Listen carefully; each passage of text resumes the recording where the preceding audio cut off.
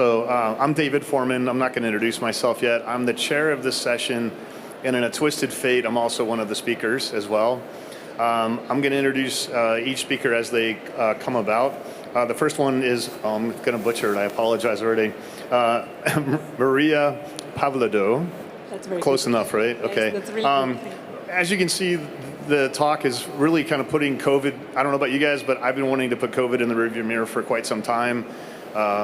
We're going to have three really cool discussions that are revolving around achieving that through marketing, health claims that are appropriate for Europe, and then I'll be talking about some of the ingredients that are, I didn't touch it, some of the ingredients that I feel like are appropriate for the challenges that people had during COVID, and to really put COVID behind us in the rearview mirror.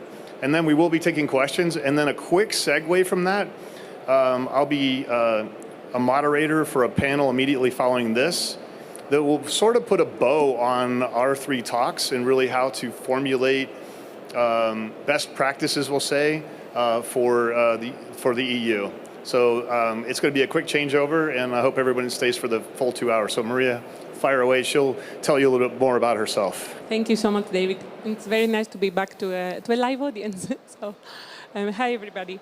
So my name is Maria Pavlidou, and I'm working for the Healthy Marketing team. We are a brand building agency specializing in food and health, and we're celebrating our 15-year anniversary actually this year.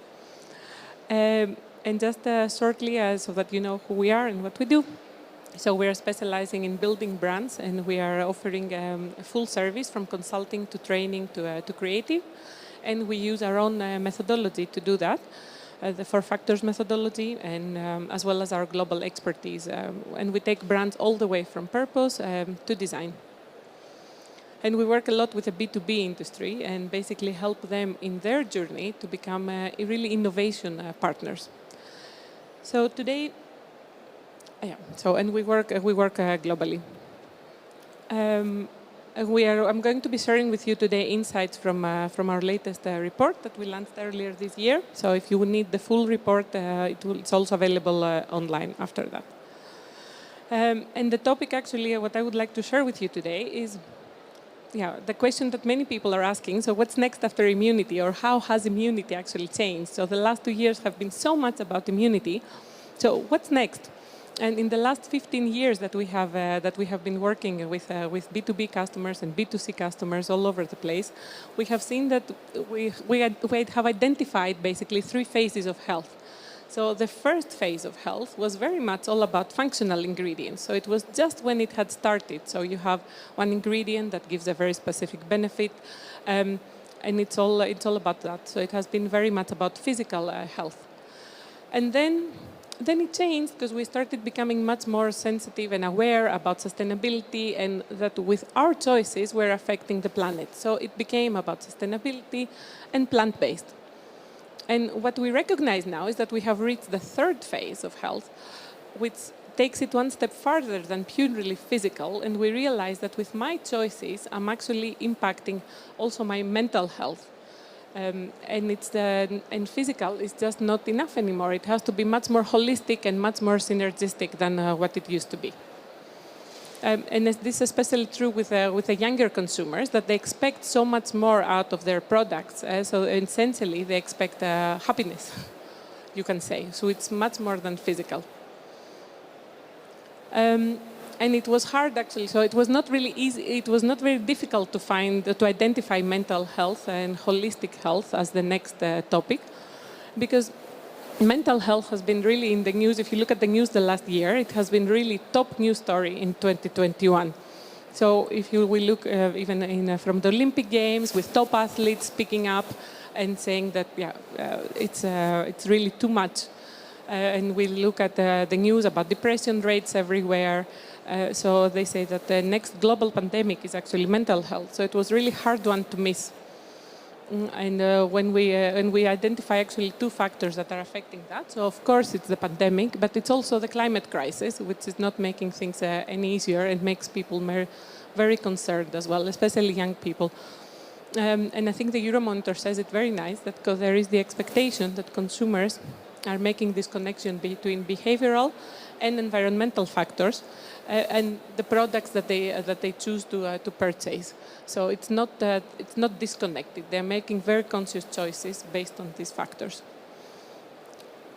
Yeah, and if we look further on the inside, so there was this very interesting study from the Boston University that was published at the Lancet last year, and it raised the alarm with regards to mental health.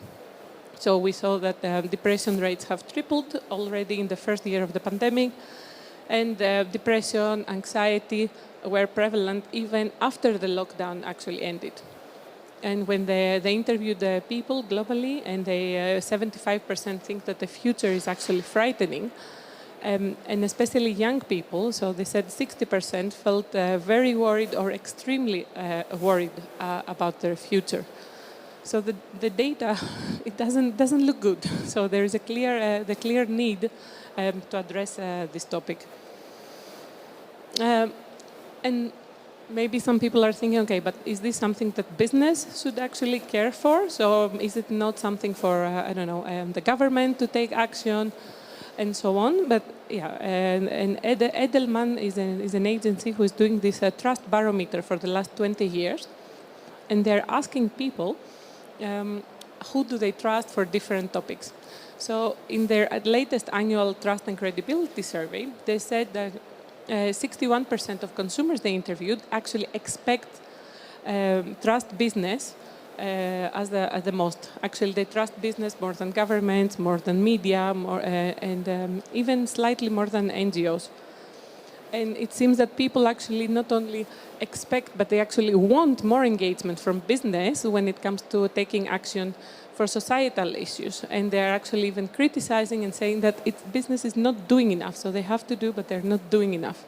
So the role and the expectation for a business is really crystal clear. So ourselves as industry, we have the opportunity and we're expected in the mind of the consumer to take action on these societal issues.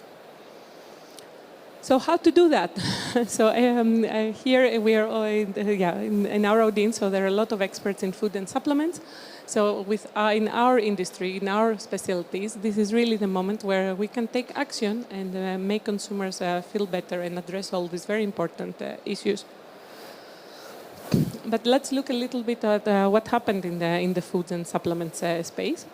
So the old story used to be very much about supporting immunity, typically with your multivitamin or your supplement of choice, so that you can physically feel good and to address your concern about getting sick with COVID or the flu or whatnot.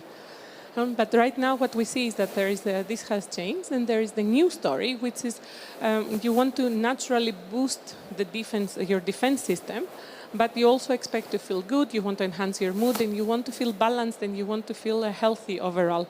So it has changed from the single immunity benefit to a much more holistic approach for your health. So it's not just immunity anymore. We try to visualize that actually and bring it to life with our persona. So please meet Lily. And Lily is, in the past, she used to think that immunity is an absolute win for me. Before the pandemic, maybe she took a supplement here and there, but not very consistent. What we see with the pandemic is that people became very compliant and consistent and really started taking their supplements on time. I know that's the case for me. But actually, after 2 years of the pandemic and now, her behavior has changed. So now, actually, Lily has become more conscious that her body and her mind need to work together in a synergy. So she understands that it's not enough not to get COVID, but she also needs to get enough sleep, to eat very well, and to take breaks, and to also feel balanced in her day-to-day. So perhaps she takes her turmeric latte, or she's switching to plant-based milk, because this is also a very big trend that we see. And she might take her favorite probiotic or symbiotic supplement before bed, because she understands that the immune system is supported also via the gut. So it's a different type of consumer, much more evolved than before. So let's look at that a little bit further, because we and I think you hear also in the news, many people speak about the COVID effect. So it has been very much about immunity focus with the COVID effect. And this was really true up until now, but we see, just to summarize, we see that consumers are shifting away from the single immunity benefit.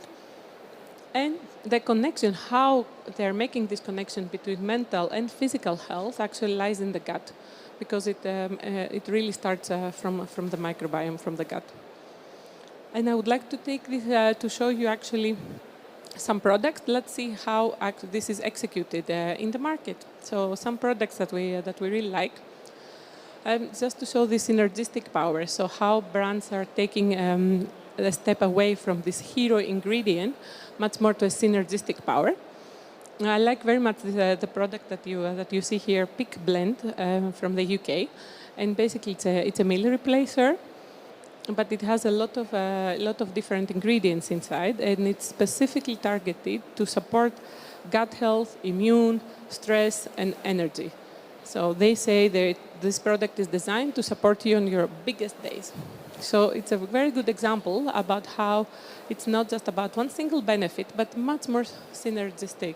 So because all these benefits are working together to give you this overall well-being effect. And the product right next to it, it's also a very interesting one. So it's a protein powder, which is focusing on immunity, but it's not only boosting the immune system, but it's also relieving mental stress, it's mood boosting, and it helps you to sleep. So it's again this very nice synergistic effect that we see here. And then we want to take a closer look at specifically at microbiome therapeutics, because we see it as another very big emerging area in the market when it comes to supplements. We like very much the product New from the US. It's a very nice brand, and it's a blend actually of pre and probiotics.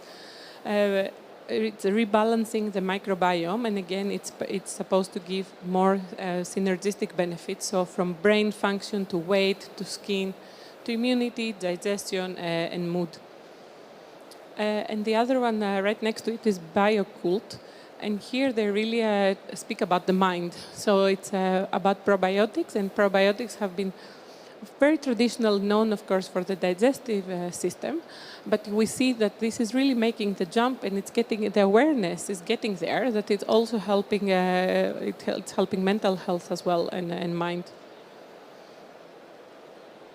So there are so many trends out there, so these are only a few in our report. We talk even about more how this is translated in sports nutrition, or how is this addressing climate anxiety, because there are brands doing all that.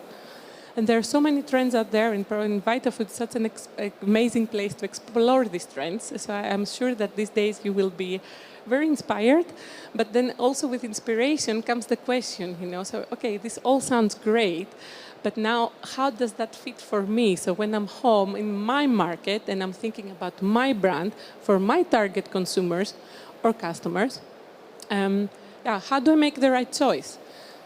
To try to answer that question, we created a little checklist that I hope that it's helpful. So my advice is that when there is one trend that catches your attention, to first think what's the maturity level of this specific trend. So in this case, we talk about holistic health and mental health in your target market. So let's imagine we spoke before about the brain health and the microbiome and probiotics. So if let's say that this is the trend you would like to go for, I would advise that first you think, okay, in my market, and I'm based in Spain, for example, I would think, what's the awareness of this trend in Spain? Because maybe it's it's a very advanced market, perhaps, and consumers are already very aware, or it's really niche. In that case, it will not work. And that brings me to the next step. So what type of consumer you want to address? Do you want to go for the mass market consumer? I mean, fair enough, but this is a consumer that is looking for price, the best price, and they're always the last ones to adopt new things and new trends. In that case, you might want to address more somebody like Lily that we saw before, who was much more a lifestyle consumer, so she's the earliest adopter. But it needs to be, either way you go, there is no right or wrong. answer. It just needs to be a very conscious choice. So you need to select the trend, thinking about your market, how much people in your market know, and then thinking about your target consumer. And finally, to connect this and bring this all together, it's all about narratives. So narratives are the stories, how to actually tell the story for your brand to this specific consumer. I know that many of you are in the B2B industry, so maybe you think, actually, it's not my problem to tell the story to the consumer. I'm selling to my customer, and that's it. But actually, your customer cares about how it will look towards the consumer. So it helps very much when you're already thinking about the whole picture and thinking about the storytelling of your product, also on a consumer level. So it's becoming engaging conversations then with your customers as well. Let's look at that a little bit. Let's put this in practice. And this is our methodology, how we work at the HMT. So basically, we have a system, and we are segmenting consumers according to their attitude towards innovation. So we have the mass market consumers, who are the last to adopt anything, and we have the early mass, and we have the lifestyle stakeholders, who are those that are the first ones to buy anything new that's out there.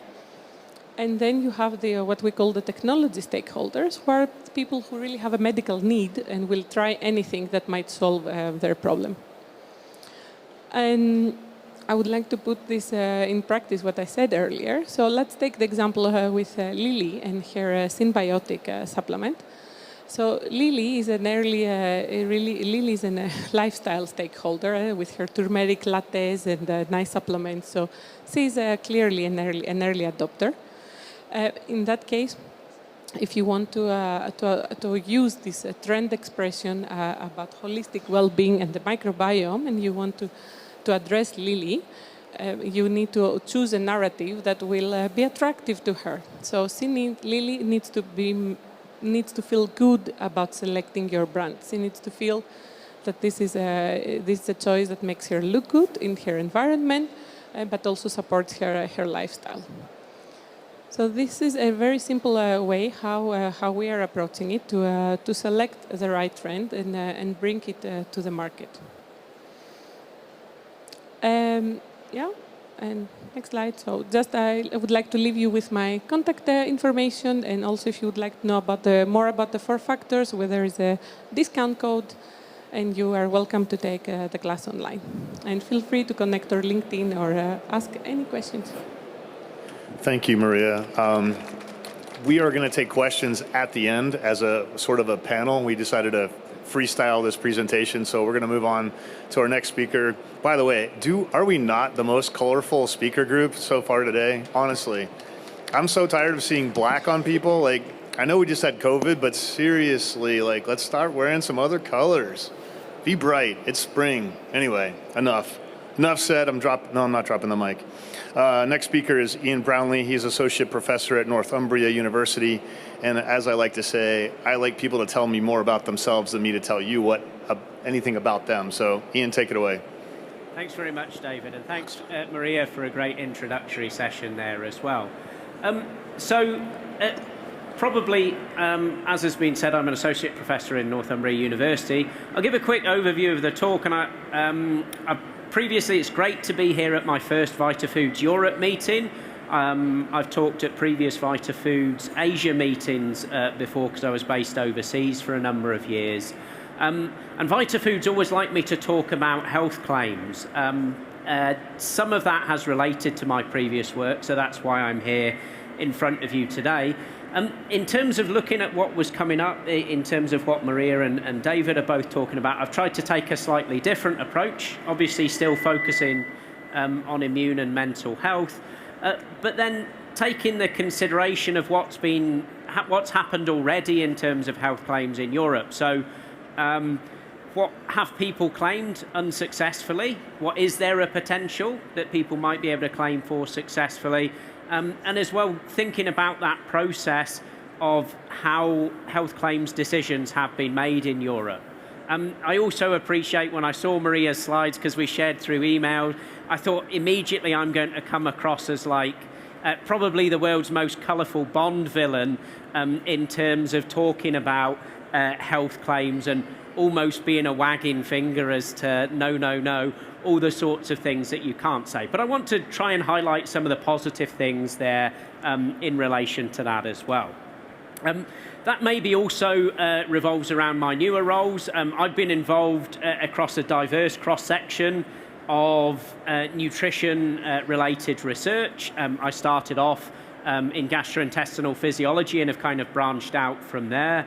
It's really interesting to see the major focus now on sort of gastrointestinal health as being core to all sorts of other health outcomes. My most recent work, I've worked with whole foods, I've worked with fibre isolates and other nutrients, and I've worked more recently with whole diets as well, so particularly trying to understand and assess dietary idealness in different populations. That was some of the work that I was involved with younger age group populations over in Singapore, and I've brought some of that work over with me to the UK. Now I'm here as well. I've constantly collaborated with industry throughout my work. I'm currently receiving industry funding on one project, also received either funding or collaboration throughout the 20 years of research I've been involved with. Before moving back to the UK, I was working for CSIRO, which is a national research agency in Australia, and particularly one of the key roles within our team was talking to industry partners about the types of health claim they may or may not be able to make and trying to support them, both thinking about what they can do now as well as what they can think about doing in the future. The team I work with at Northumbria University have a very, very strong background in human nutrition trials. I've got a little slide up to show that probably developed from expertise in sports performance, expertise in brain and cognitive health, and expertise in sleep and sleep nutrition particularly. So all of those have been brought together, aligned with a really, really strong multi-omics facility as well, that gives us this fantastic platform that we can do large, long, simple, complex, all sorts of randomized controlled trials and other types of human intervention study that might be important here.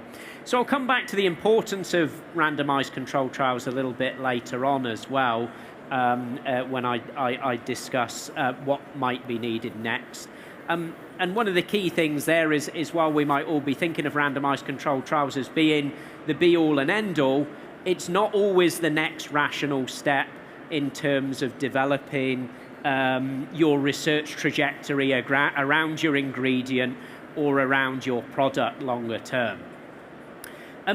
As a sort of pedantic individual, I always like to start off with definitions.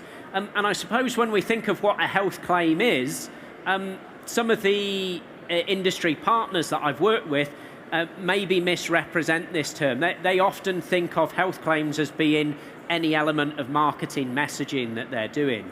In reality, particularly if you're, for those of you newer to health claims are part of food law in Europe and in other parts of the world where there are similar regulations.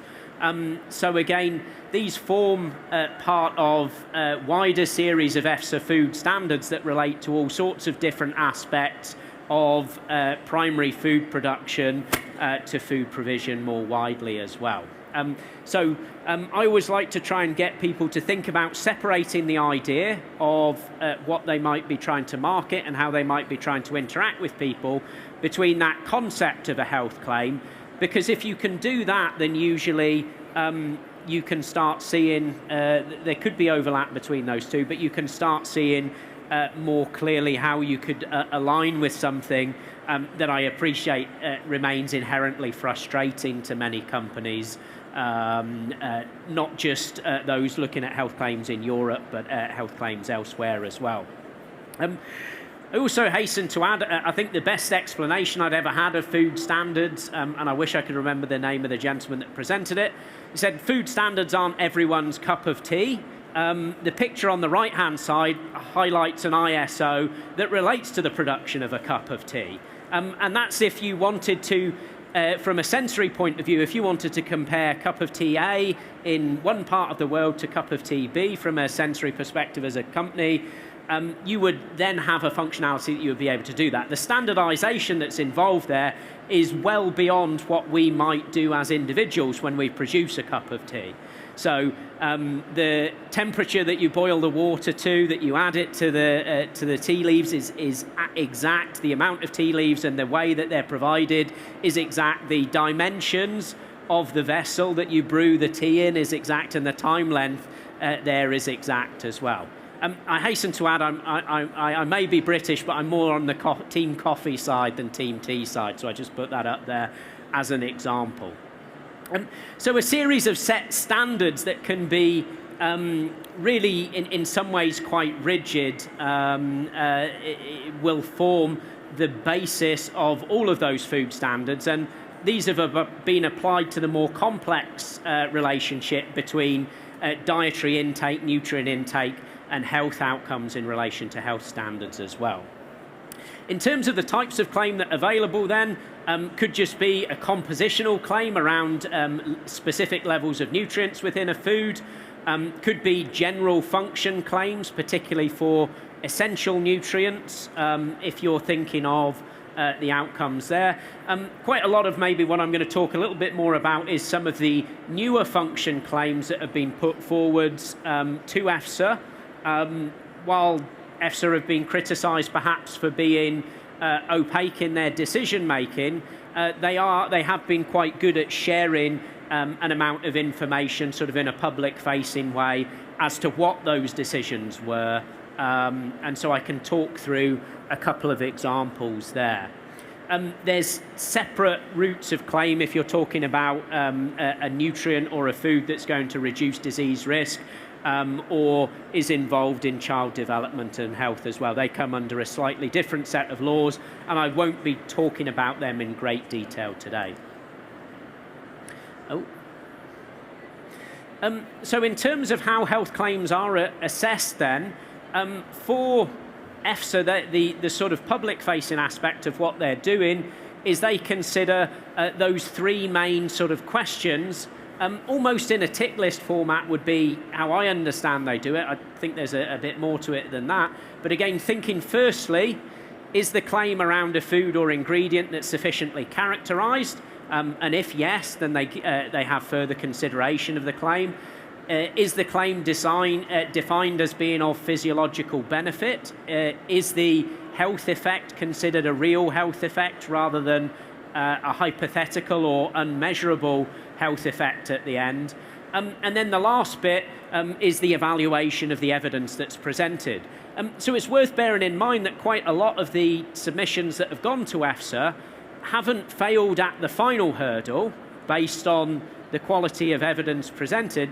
They've based before that on those first two gates, either the food ingredient not being sufficiently characterised, or the claim that's being made not really being defined as a physiological benefit.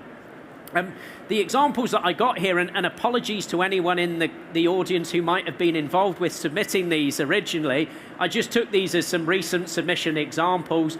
I don't want anyone to relive any pain they've been through, but just maybe to explain where the decisions were here. So if you look at the first example on the screen there, you see it relates to organic foods. The challenge with this particular submission is that organic foods aren't specifically characterised. It relates to a wide range of foods and ingredients, and so can't then be further evaluated in terms of are there really health effects or not from EFSA's perspective. The second element sounds like it might be good, but on further exploration, the combination of beta cytosterol and cytosterol glucoside, the challenge was here that the applicants had submitted this in relation to maintenance of a normal ratio of different types of T helper cells. And again, it was that bit that was not seen as being a clear, defined, measurable physiological effect by the EFSA panel. So the absolute evidence then or the quality of the evidence submitted was probably not really evaluated. The last claim there that relates to, I suppose, a probiotic claim in relation to infectious otitis. There's been lots of applications related to trying to think about management of infection, reduced risk of pathogens and so on. EFSA's broad feedback there relates to there's a need not just to show markers of pathogenicity, but you've actually got to show reduction of incidence of infectious disease as well. So that becomes really, really difficult. If I think about that from a randomized controlled trial perspective, you're either going to have to infect people and then test the impact of your ingredient on reduced risk or length of infection times, or you're going to have to target an existing infected population and then look at those outcomes in the same way, a population with a very high infection rate. And both of those are going to be really, really difficult to manage and run as randomized controlled trials. The one on the bottom is to try and give everyone a little bit of hope in relation to health claims, because there are opportunities, and more broadly, as we'll see throughout the session that I've got here, it looks like there seems to be more opportunities and more accepted claims related to cognitive health and mood outcomes and things than there are in terms of immune type health claims as well. I mentioned before that, of course, EFSA see in terms of a weighting of evidence, high quality randomized controlled trials being particularly important in terms of provision of high quality evidence of a causal relationship between a food, a whole diet, a particular nutrient, and our health outcome of interest. So in terms of that primary evidence, randomized controlled trials are really important. As I say, it's really important not to just completely ignore all the other types of evidence as well. We do need, from a scientific perspective, we do need an understanding of mechanism of action, and that can always be somewhat complicated. So understanding of animal models and cell cultures, their importance in developing ideas in there is absolutely crucial. And again, ignoring, where relevant, evidence from observational studies is also not necessarily sensible. While we might not be able to have that causal relationship developed in the same way, what we can be certain of is that starts hinting at good targets or bad targets in different ways.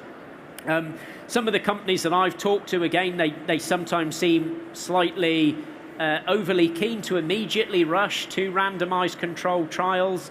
And again, the risk of doing that is you're going for a trial type that could be very, very expensive and might not necessarily give you the answer that you're hoping for at the end of it. So, my usual recommendation is to think, where are you in terms of that sort of evidence continuum in the first place before necessarily jumping straight for a randomized controlled trial. Sometimes it makes sense, and sometimes it doesn't. In relation to this broader topic, I'm also reminded, of course, COVID-19 has had a massive impact on everything that we do, different restrictions in different parts of the world, but probably everyone here has been under some sort of movement restriction or restriction around what they're trying to do in their everyday lives. Now, I don't want to downplay how impactful COVID-19 has been, but again, if we look at global deaths from coronavirus, we're looking at something like 3 million-ish per year. An order of magnitude more of people are dying from non-communicable disease every year. So in my mind, it would be nice, and this is perhaps a sort of number-driven scientific mind, it would be nice if people were worried about the major risk of non-communicable disease that they're under as a primary reason for changing diet and lifestyle. But if that is something that drives people to make those change, that's really, really important as well. And I think that was picked up on as a major consumer driver in terms of health in the last presentation. So again, as I say, there's focus on by public health organisations to try and use the pandemic to try and get people to think of improving their diet and lifestyle. It highlights that underlying consumer view of a need to become more healthy, more holistically as well. In terms of the specific areas that of focus within this session, then immunity and mental health, when I look back at the published EFSA evidence, then again, those that relate to immunity, or a few years back, EFSA had published a series of summary guidelines around health claim applications that they'd received across a wide range of different nutrients and foods in the past. So I think there's 7 different ones. I can't remember what all the subheadings are, but I strongly advise, if you're trying to think about this from a health claim perspective, please do look at those recommendations because again, they might help you define how you're going to approach developing your evidence base, whether it's worth following the approach that you've planned in relation to your marketing messaging, or again, whether you maybe need to rethink that in a different way. So in terms of that immunity health claim approach, and obviously this was published long before the pandemic, it was important to note that EFSA were not, for many of the immune changes or inflammatory changes that they were seeing, they were not accepting health claims based on biomarkers related to those. So again, if you were planning a study now that's going to look at some of those outcomes, and the reason for doing that is to put them in a health claim submission later on, it's unlikely it's going to be successful. So again, they were very clear that changes in immune function were really quite difficult to understand and manage, and looking at individual or multiple factors wouldn't tell you maybe the answer that you wanted. They were looking at reduced incidence of infectious disease as a major evidence sort of basis of that. Changes to the gastrointestinal tract, intestinal leakiness might be really interesting, but again was not seen as an absolute physiological benefit on its own, and so was not seen as the basis of health claim. And again, simply changing the microbes in the gut, while we certainly might think this is a mechanism of how dietary intake or supplement intake could impact health, EFSA had defined that as changing that alone is not the basis of a health claim for immunity outcomes or for other outcomes. It's a measure of change of a microbial community. They weren't really convinced that it was a true change in health outcome in the same way as blood pressure or fasting blood glucose might be in terms of randomized controlled trials as well. Again, while there was an acceptance that focusing on immune defense against pathogens was potentially the basis of a claim, I don't think any successful claims have been made in that area to date. And as I say, I've already highlighted, actually trying to do that could be quite complex. So for anyone accessing these online or going back to the slides later on, if the slides are made available directly, these are all hyperlinks to the original sort of EFSA documents that may or may not be useful to you. In terms of immunity general function claims, so nutrients, essential nutrients that have been associated with normal immune function, I believe this is the accepted list of those to date. And you can see the absolute focus of those claims has changed or differs very slightly. EFSA, unlike other areas of the world, actually allow some interpretation of these claims by the manufacturers as well. In terms of new function claims, as I say, maybe to summarise everything that's on the slide here, you've got a large number of applications, particularly in relation to reduction of potentially pathogenic organisms. The numbers in brackets are the numbers of accepted claims and you can see the number is 0 in each and every one to date.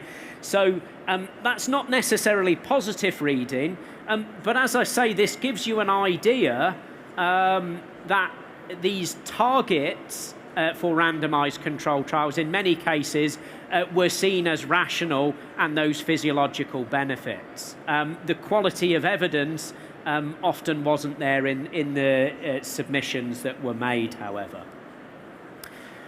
Okay, so I've also been asked to talk about mental health benefits, and I've tried to think of this from the cognitive health perspective, in part because of the Neutran group that I work with at Northumbria University, and that's maybe how we consider this as well. Now, in relation to how EFSA broadly saw cognitive health claims, they again thought that anything benefiting multiple aspects of cognition could be seen as a physiological benefit. Interestingly, they were also sort of accepting that that could be an acute change, a response to a single individual meal, or a long-term change as a result of ingestion of that supplement, that food, over a number of weeks, for example, as well. There has to be a challenge there in terms of when you're thinking of your randomized controlled design, whether you really want your product to function in that it improves someone's mood immediately at the point that they consume it, or you actually want that background sort of cognitive benefit to be longer lasting. In many cases, I would assume from the supplement side of things, you still want that to be based on frequent and habitual supplement consumption in the first place. But acute or long-term benefits were seen by EFSA as broadly being factors that could form the basis of future functional health claims. And again, I've highlighted the range of factors that they highlighted as potentially acceptable measures. I've not included anything on sleep and vision for my own presentation, just for sort of fitting within the timescale that I've got. And I'm going to focus on the other ones that you can see as examples as well. But again, a range of potential outcomes that are important. What's also quite important to think of, whether you're looking at existing evidence or whether you're considering designing your own trial, is how you're going to measure these outcomes at the end as well. And again, having a previously validated approach to measure those is really, really important as well.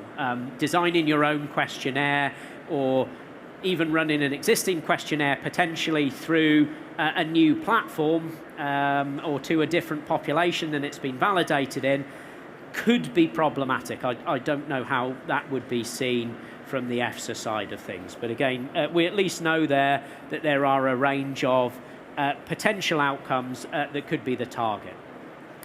General function claims, again, I've tried to summarise these on a single slide.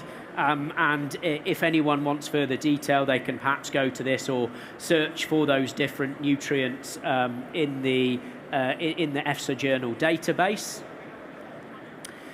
In terms of the new function claims as well, again, while you see lots of zeros still here, so many of those outcomes have not necessarily received approval for health claims. In some cases, there are much lower numbers there, and that's also been down to the quality of the evidence. The presentation I heard this morning, a sort of systematic review of wider evidence that was available, would suggest that some of these nutrients, had the evidence portfolio been stronger for those, probably could have ended up being accepted by the scientific committees that way as well. So it's worth bearing in mind that again, of those functional claims that have gone through, 50%, for example, appear to have been approved in relation to reduction of tiredness and fatigue, which in my mind most likely is actually an acute measure as a health outcome, rather than necessarily looking at longer term measures in terms of general feelings of vigour and vitality and so on as well. But that gives slightly more hope than the last slide did in terms of the potential for a health claim being accepted Again, as I say, the examples that are here, all of these, I believe, were considered potential physiological benefits, so the basis of a health claim as well. And consideration of how you put together your evidence base in the future might also be useful as well.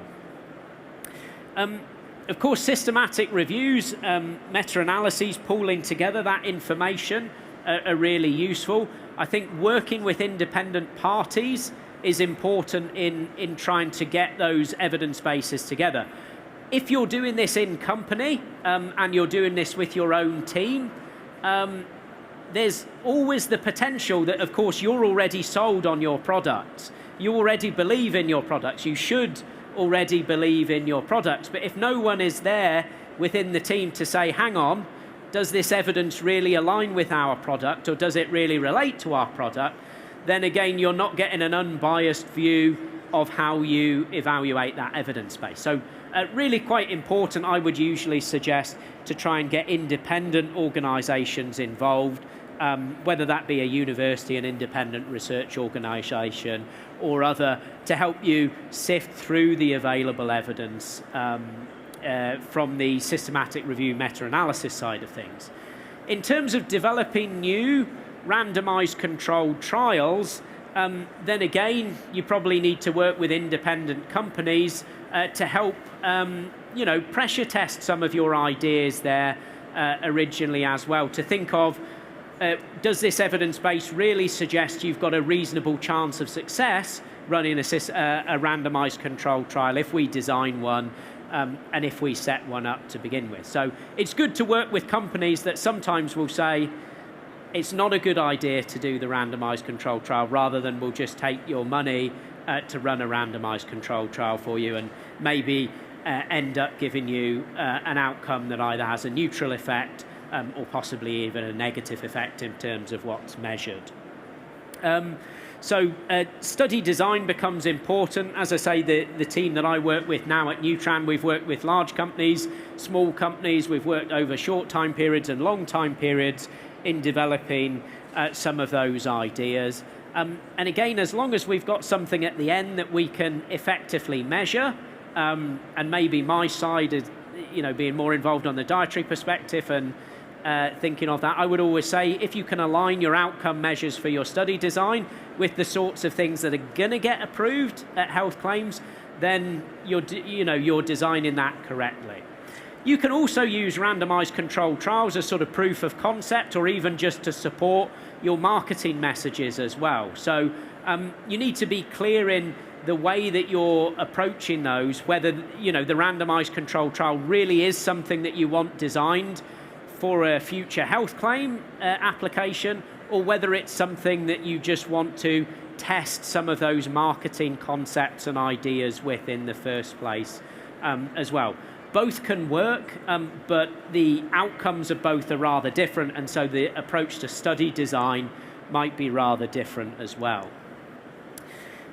Probably the last thing that's worth bearing in mind, I'm aware of a few health claims that were approved already in Europe, and then they've kind of fallen by the wayside. Many companies aren't using them at all. I think within one of the first sets of health claims that was approved related to formulations targeting satiety, for example, if I remember right.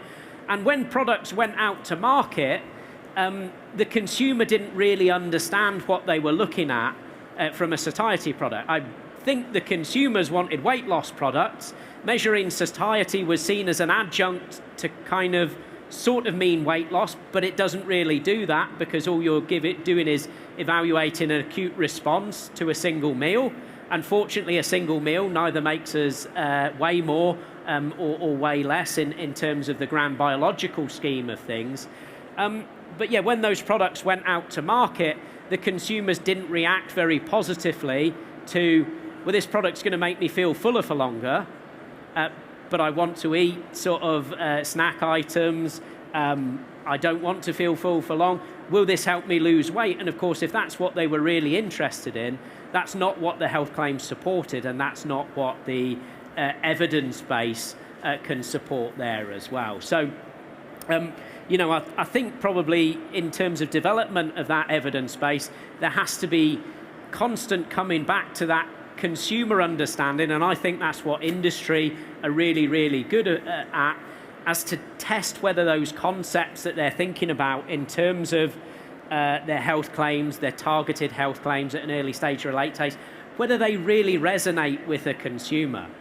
It's also bearing in mind, if you've developed your approach based on consumer understanding, we all as consumers misunderstand things, sometimes on purpose and sometimes by accident. But again, how consumers might understand that really, really complex relationship of, let's say, the microbiome and health outcomes, there might not be a health claim to be made through the lens of their route of understanding as well. So it's a consideration there to think beyond just whether you can or can't. I've got a quick sort of summary points there. As I say, randomized controlled trials are fantastic from a cause and effect relationship perspective, but aren't always the immediate answer. So think about where they work with what your companies are doing and how they work, and think about who could support that in terms of randomized controlled trial design as well. Obviously, not all of those then, if you are thinking of health claims, please think about that existing database of EFSA decisions that's out there. I think anything that's protected already won't be out there, but again, think of that as an opportunity to try and hone how you're going to focus future randomized controlled trials work or future approaches. Maybe you're going to diverge completely away from the science perspective and make sure you stay more within key marketing messages that more align with what your consumers are targeting there. I think in the space there's opportunities for microbials.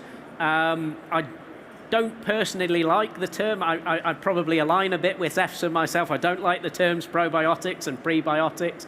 It's a bit like a functional food. You're trying to say it does something to health when you don't have any evidence immediately at the starting point that it does something to health.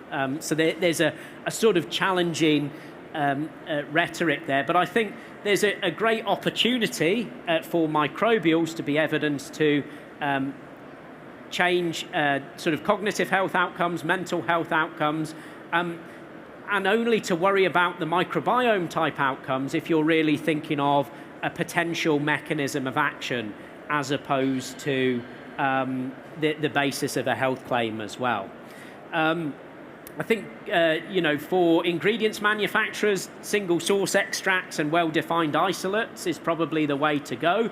You need your factor of interest to be well targeted. And so if you have a really, really well-defined indigestible carbohydrate, for example, that it does not align with structures of other generic carbohydrates within that area, that may well be the basis through which you could put a health claim on that particular indigestible carbohydrate.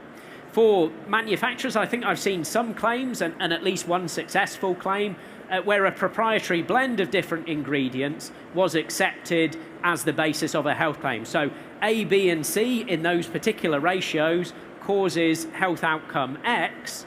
That was accepted as a health claim, I think, previously at least evaluated.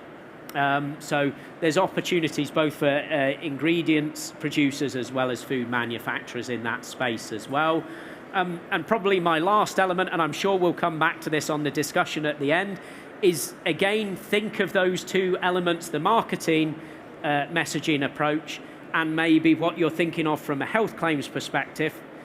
If you're just starting to think of health claims now, that's a really long, drawn out sort of research trajectory that you probably need to think of very separately as the marketing messaging. What can you say now? How can you engage your existing consumers or your future target markets as well?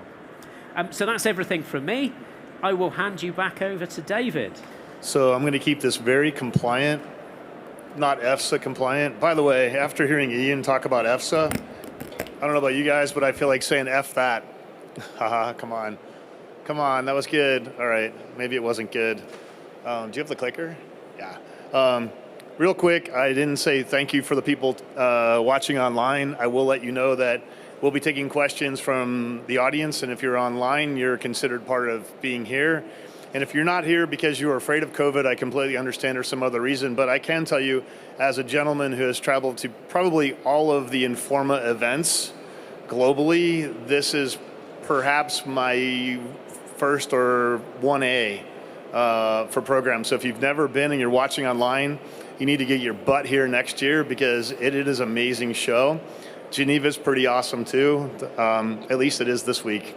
Anyway, the other thing is, and this is for my good friend Heather, I don't know about you all, but it's kind of weird wearing, at home in the US I say pants, but she told me I have to say trousers. So I'm kind of weird presenting wearing trousers. And if anybody follows me on my LinkedIn account, you have seen multiple times where I've presented from home doing a webinar, and then I would have my wife come in and take a photograph of me wearing shorts and flip-flops, but I had a dress shirt and a sport coat on. So it's really awkward wearing trousers today. Anyway, enough about me. So again, putting COVID in the rearview mirror. As you'll learn by hearing me talk, I do things in a little different way. For those who don't speak English well, you're kind of screwed because I talk pretty fast. But I am available for the next 3 days to answer questions if you want. So let's rock and roll. So when Heather approached me about putting together this format and kind of putting COVID in the rearview mirror, I was actually a COVID sufferer.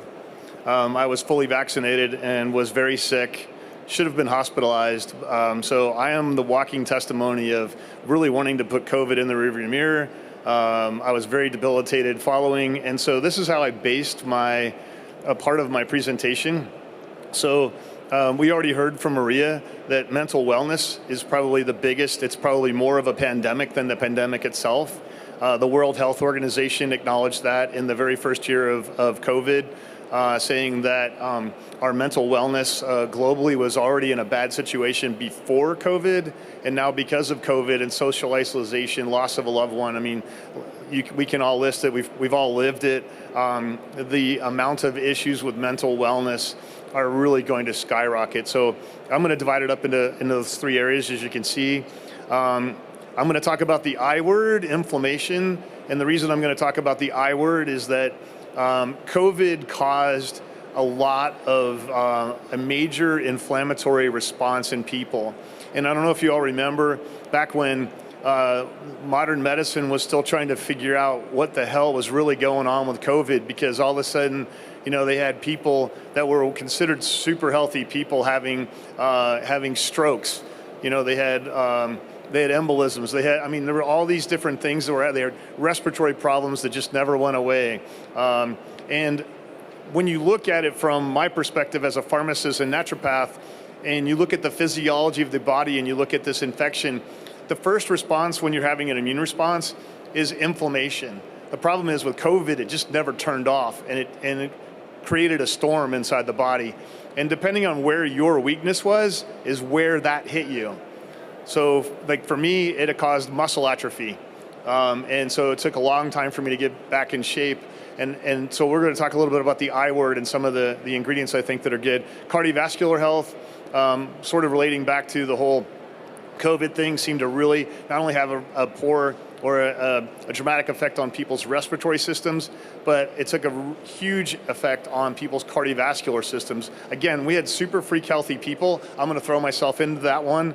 Who, I was super healthy before COVID, but just the cardiovascular challenges I had after COVID were a nightmare. And thank God I know what I know, because I was able to use things to help me get back on track much quicker.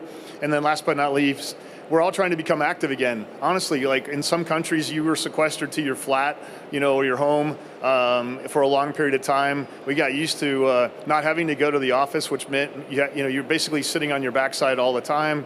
So just getting back to being active. If you did have COVID, like I did, getting back into an active lifestyle was a real challenge. I mean, I'm going to be 58 next month, so. But for me, I felt like a 35-year-old before I had COVID. When I was done with COVID, I felt like a 90-year-old. And so I'm going to cover some of the things. Now, granted, after watching Ian and becoming completely depressed now on things I can't say, you can probably throw everything that I'm going to say because it's going to be non-EFSA compliant.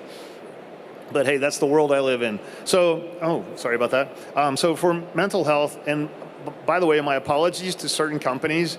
If you have an ingredient that's in my list and I didn't mention your brand,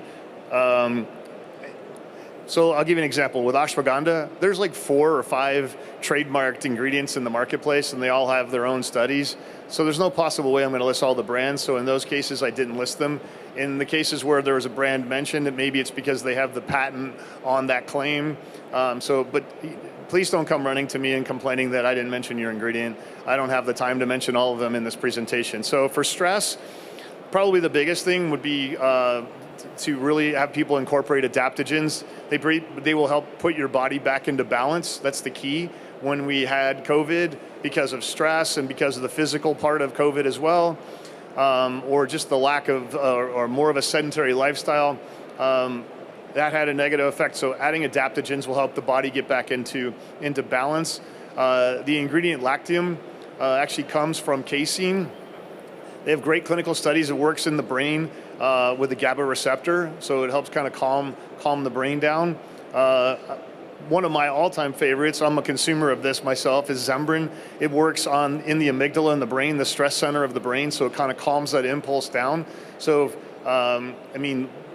they have a MRI study where I think within 2 hours of taking it, it literally started calming that stress center of the brain down, which is a great thing that we want.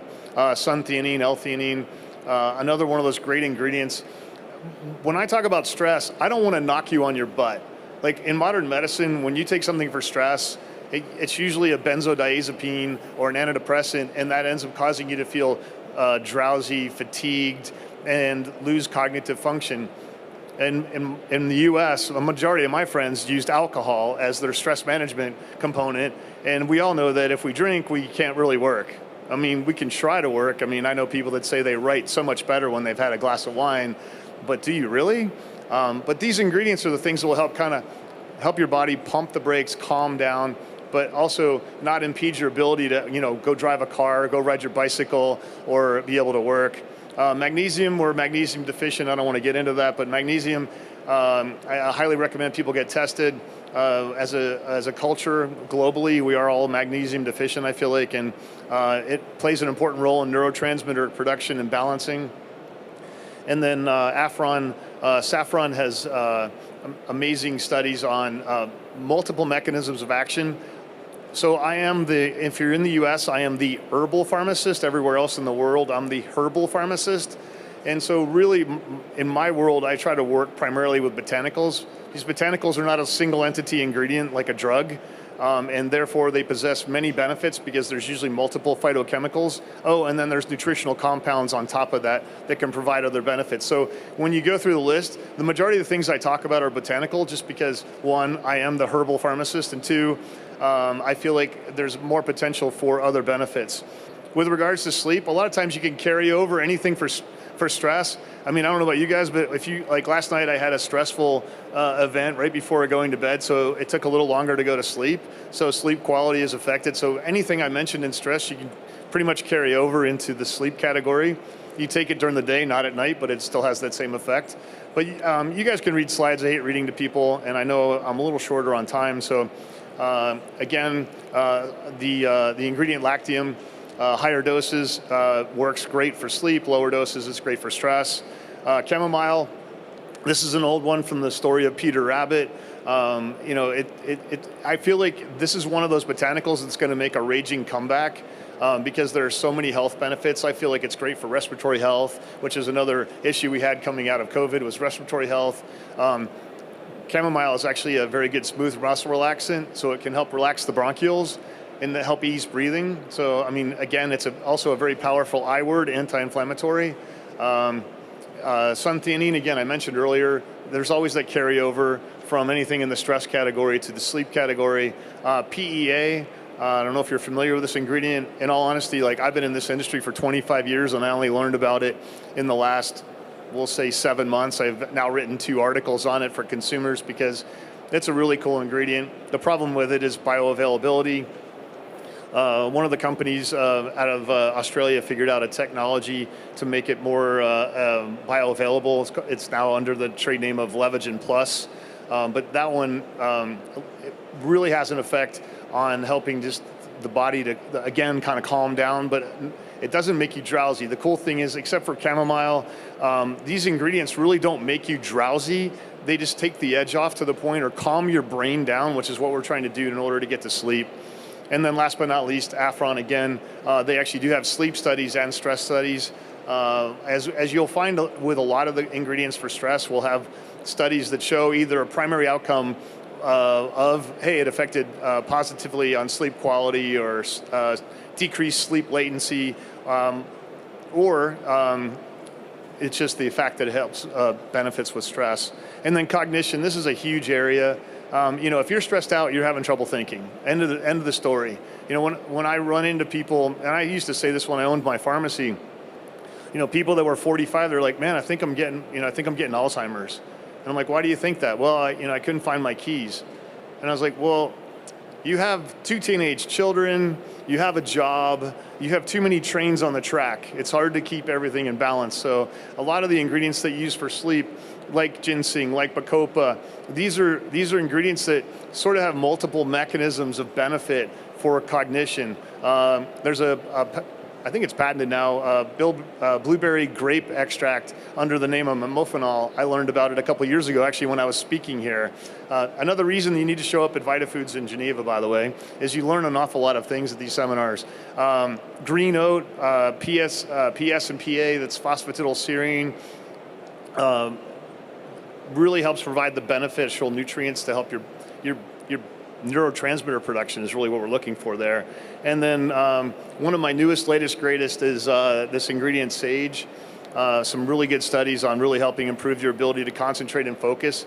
It gives your brain this like energized feeling, but without the buzz that you would associate when you talk about your brain having that energy, like a caffeine. And I was kind of depressed, Ian, earlier when you were talking about the things that were approved, they were caffeine. I'm like, that's not a freaking supplement. That's a drug. I mean, in pharmacy, I compounded caffeine. So people that think that caffeine's natural, if it's just caffeine, no, it's a drug. So get over it. Use a botanical that's high in caffeine, like a tea.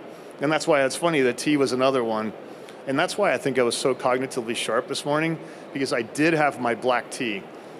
All right, so the I word, no, I really did. I had 2 cups. Woo! I'm a party animal today in Geneva.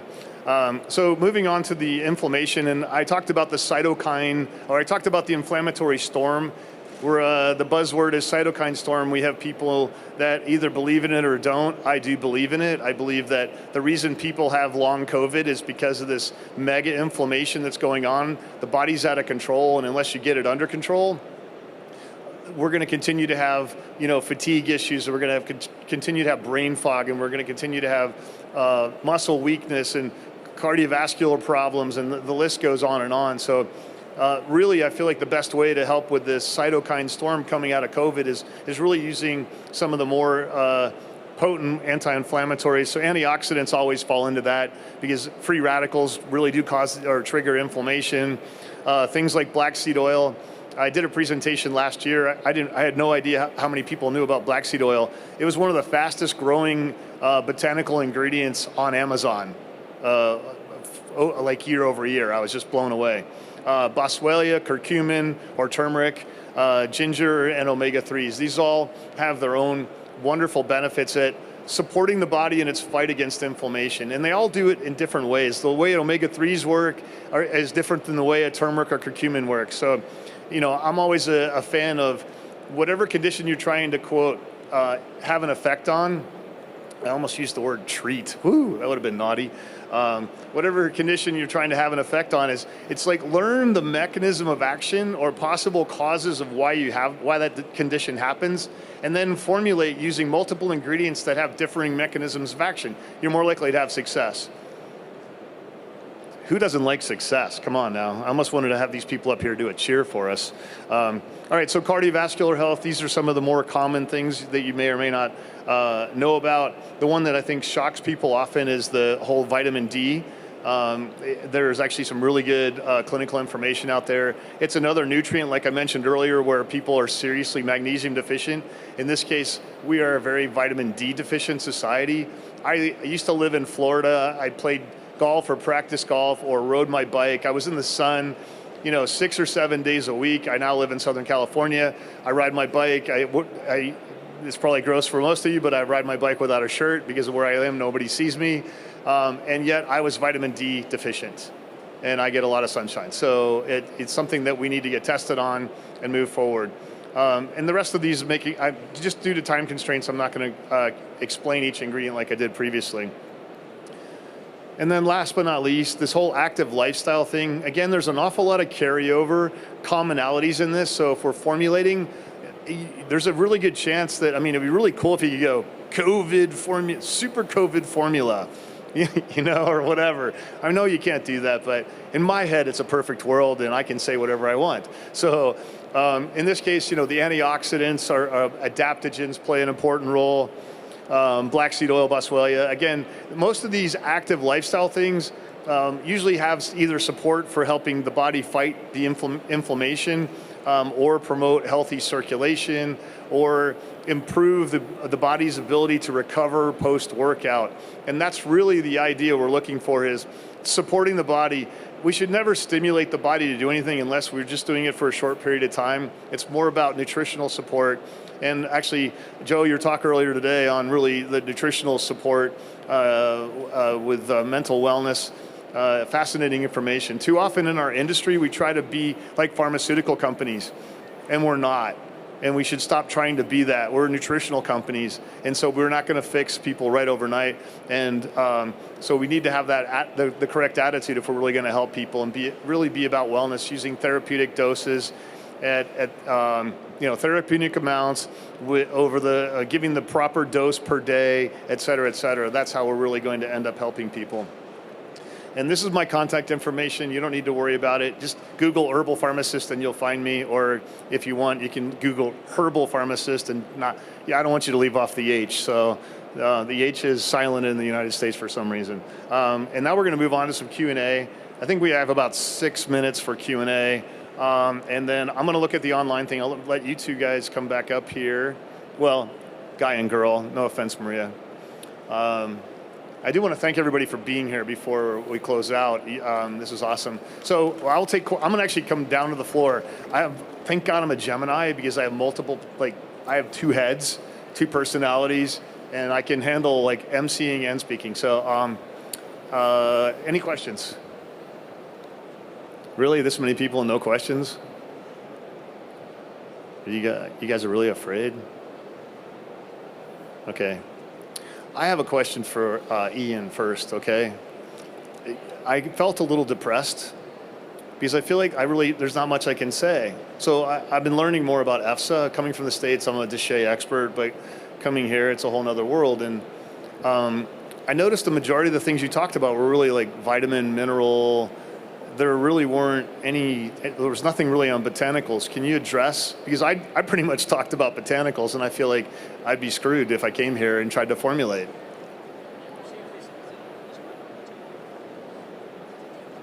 He's turned it on. Hello, there we go. So yeah, I think there's definitely an opportunity there for the botanicals market, David. I guess the challenge in some ways is developing that sort of randomized controlled trial evidence base. And it should still be possible, again, if you've got a well-defined botanical product, be it a mixture of things or be it a very, very specific bioactive from your botanical, that should form the basis of getting through that first gateway of being effectively defined. It's developing that evidence base in a rational and consistent way to allow it from the EFSA point of view anyway.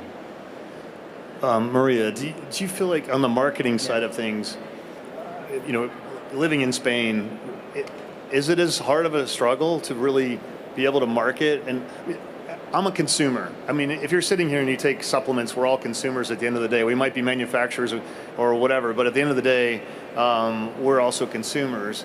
And if I walk into a pharmacy or a health food store and I can't identify, how do you identify what a product is really good for if EFSA is going to tell me I can't say anything? What's that like?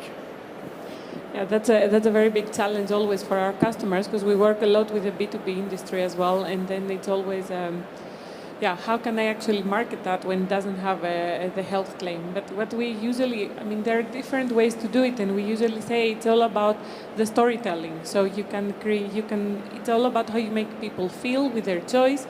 We discussed before, remember with my example with Lily, so we discussed before about making the consumer feel good about the choices that they're making, selecting a certain product. It's all about it, because as you said before, David, we're not in the pharma industry where it's all very prescribed and very highly regulated. So it's also a lot about lifestyle products and how they reflect who people think they are and how they should feel about themselves. So it's not only about the health claim. And Ian, don't get me wrong, I think the health claim is super important, but it's equally important the emotional storytelling and how you're bringing this to life for the consumer. And these are different things. Yeah. Does anybody out there have a question? Okay. Sorry. Joe, hang on. Yeah, so I've got one for you, David. I thought it was really interesting about using botanicals and other supplements to combat the mental health effects of COVID. I'm not sure if you're aware, but there's also in people living with mental health conditions and severe mental illness, they're about 4 times more likely to die from COVID, and they have much worse COVID outcomes in terms of the effects on their physical health. Do you think there's we don't really have a response for that yet in the psychiatric research world. Do you think there's any role for supplements and any targeting any pathways that might account for those worse physical health outcomes in people with mental illness? I actually have the answer to that question. A few of the botanicals I actually mentioned have done co-administration of that, they're usually patented or, unique in some way. But there's one of the ashwagandhas on the market has done studies with psychotic people, bipolar disorder. The saffron I mentioned earlier, again, used in mental health. And actually, I'm going to be completely non-compliant here, but one of the things if you missed Joe's talk, you got to go back and watch it. It was really great. He was the keynote speaker this morning. He got things rolling, and fascinating information, really was. I'm going to go home and think more about all the stuff you spoke about. But with regards to depression, I remember back years ago when I was a pharmacist that I think it was the herb ginkgo biloba. If you administered that along with the person's antidepressant, they were less likely to be antidepressant resistant. So a lot of times we'll talk about antibiotic resistance. We're talking about antidepressant resistance. So the cool thing is, I'm often recommending some of those ingredients I just mentioned for people with depression that aren't doing well. Not because it's going to be a replacement for their SSRI, but it's more of it's going to help support those biochemical physiological pathways, so that maybe they're not having to increase the dosage. Because we all know that once we take more of a drug, we're more prone to have side effects. We have more side effects, we're less likely to be compliant. We're less likely to be compliant, and especially in mental health. Again, I like the word. You're screwed. You don't take your medicine, especially when you talked about people with psychosis today. One of my best friends is bipolar, and he knows, I'll threaten him if he stops taking his meds. He always wants to go natural. I'm like, dude, just take your drugs, but we'll see if we can take things to help you reduce side effects or have the medications work better. But that research is already out there.